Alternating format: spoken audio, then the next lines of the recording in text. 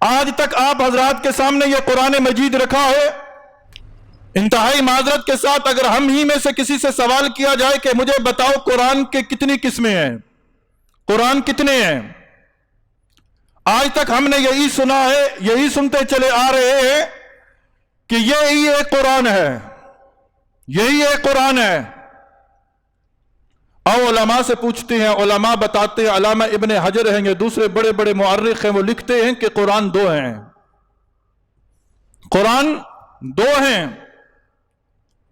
ایک یہ قرآن ہے جو لفظی قرآن ہے، ایک یہ قرآن ہے جو لفظی قرآن ہے، ایک یہ قرآن ہے جو الماریوں میں رکھا ہوا قرآن ہے، ایک یہ قرآن ہے جو تمہارے گھروں کے طاقچوں کے اندر رکھا ہوا ہے، ایک یہ قرآن ہے جب تمہارا کوئی مر جائے تو پھر تم قرآن کھول کے بیٹھ جاتے ہو، ایک یہ قرآن ہے، ایک وہ قرآن ہے جو تمہارے اسلام پورہ بازار کے اندر، راج گڑھ کے اندر جھگڑا ہو تم معاملہ نپٹانے کے لیے قرآن اٹھا لیتے ہو، ایک یہ قرآن ہے، یہ لفظی قرآن ہے، یہ لفظی قرآن ہے۔ اور ایک دوسرا قرآن ہے جو جسمانی قرآن ہے جو مدینہ میں آرام کر رہے ہیں۔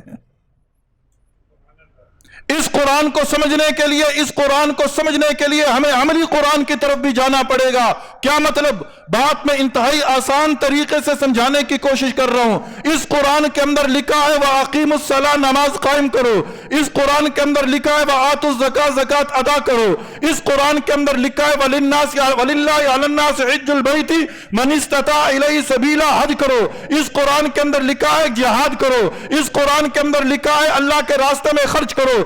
اللہ کے بندو، اس وقت تک تم سمجھ ہی نہیں سکتے کہ نماز کو کیسے قائم کریں گے جب تک کہ عملی قرآن کو نہ پڑھو گے، عملی قرآن کو نہ پڑھو گے۔